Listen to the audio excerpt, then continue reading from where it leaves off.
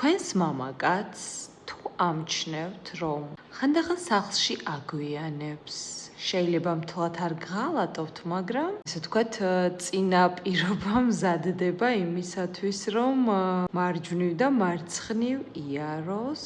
თუ ამჩნევთ მამაკაცს მსგავს რამეს და გინდათ, რომ ოჯახი შეინარჩუნოთ, გააკეთეთ ესეთი პატარა რიტუალი. აიღეთ დაფნის ფოთოლი და ჩაუდეთ ფეხსაცმელში, რომელსაც ძალიან ხშირად ხმარობს. და თქვით ესეთი შელოცვა. პირველ რიგში მისი სახელი და შემდეგ.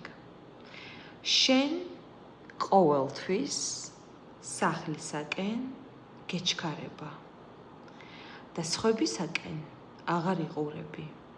მხოლოდ ჩემი ენერგია გიზიდავს. ჩემი ქალური არსი გიხმობს. შენი ადგილი ჩემთანაა და სხვასთან გზა აღარ აგერევა.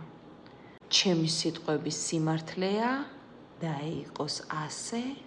ამინ. შელოცვა გაიმეორეთ 3-ჯერ და დაფნის ფოთოლი ედოს დაახლოებით 40 დღის განმავლობაში, მერე შეგიძლიათ გამოცვალოთ და ისე თავიდან ჩადოთ. კომენტარში აუცილებლად დაწერეთ ვიღებ მადლიერებით.